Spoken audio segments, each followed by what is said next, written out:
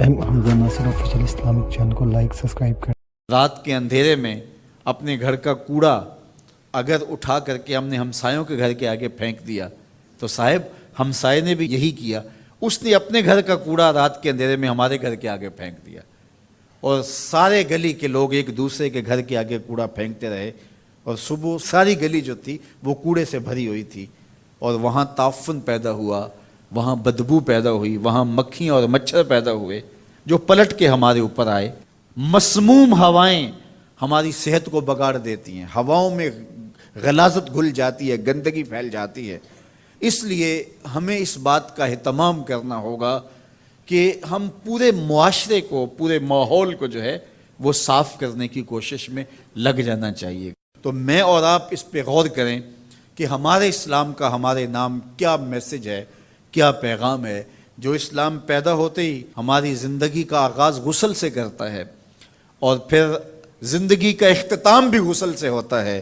دن میں 5 نمازیں ہیں اور ان کے لیے بار بار وضو کرنا ہوتا ہے، اور اگر حد سے اکبر لاحق ہو جائے تو فوراً ہمیں غسل کر کے اس کو دور کر کے پاکیزگی حاصل کرنے کی تلقین ہے۔ وَثِيَابَكَ فَطَهِّرْ، اپنا لباس پاک کرو، اس کی ہمیں تلقین کی گئی ہے۔ الطہور شطر الایمان، طہارت کو آدھا ایمان قرار دیا گیا ہے۔ کتنی بڑی بات ہے۔ آج ہم اپنے گلی محلے دیکھیں، اپنے کوچہ و بازار دیکھیں، اپنے اطراف میں پھیلی ہوئی گندگیاں دیکھیں، تو پھر ہمیں شرم آتی ہے کہ کیا ہم وہ مسلمان ہیں کہ جس مسلمانی کا ہم سے تقاضا کیا گیا تھا۔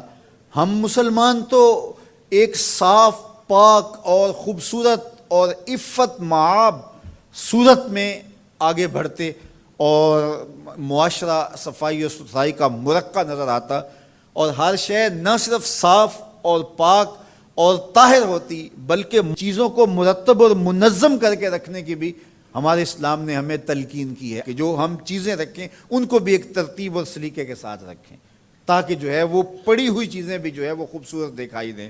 حتیٰ کہ بال الجھے ہوئے پسند نہیں کیے گئے، اور کہا کہ من کان لہ شعر فلیکرمہ، جو بال رکھے پھر بالوں کو سنوار کے رکھے، بال الجھے ہوئے رکھے، تو یہ پسند نہیں کیا گیا۔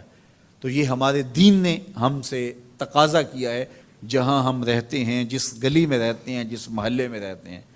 ہم نے یہ دیکھا ہے کہ 10 مرلے کا ایک کنال کا گھر بنگلہ بنایا، اور اس کے اندر اتنا اچھا اہتمام کیا، ایک ایک کونے اور گوشے کو ہم نے سلیقے کے ساتھ بنایا اور خوبصورتی کے ساتھ بنایا، لیکن گھر کے آگے 10 فٹ کی گلی ہے تو وہ گندگی سے اٹی پڑی ہے۔ ہمارے گھر کے سامنے جوہڑ پانی کا بڑا ہے، اور جس کے اندر گندگی اور غلاظت ہے، اور وہ چھینٹے اڑ کے ہمارے گھر کے اندر ہی گرتے ہیں، اور وہاں پیدا ہونے والی مکھیاں اور مچھر ہمارے گھر کے اندر ہی غلاظت کا جو ہے وہ سبب و ذریعہ بنتے ہیں، اور اس گندگی کے ماحول سے ہوا بھی مسموم ہوتی ہے جو بیماریاں پھیلاتی ہے، اور اس سے جو ہے وہ ہم خود متاثر ہوتے ہیں۔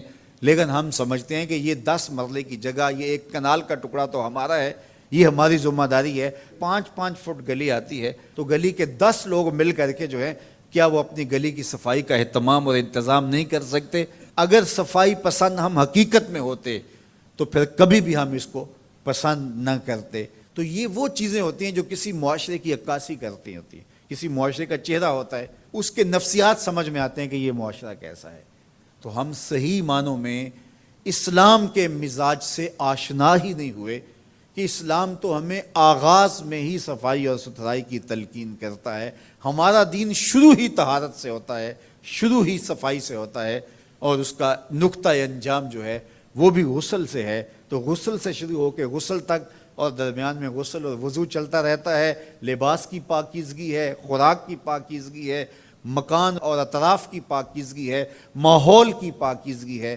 ہمارا دین ہمیں اس کی تلقین کرتا ہے۔ راستے کے اندر پڑا ہوا کوئی کانٹا اٹھا کے ایک طرف رکھ دینا، کوئی اینٹ کا ٹکڑا اٹھا کے ایک طرف رکھ دینا، کوئی پتھر کا ٹکڑا اٹھا کے ایک طرف رکھ دینا اور راستے کو صاف کر دینا، تو یہ صدقہ قرار دیا گیا ہے اور اللہ رسول کی رضا کا سبب اور ذریعہ قرار دیا گیا ہے۔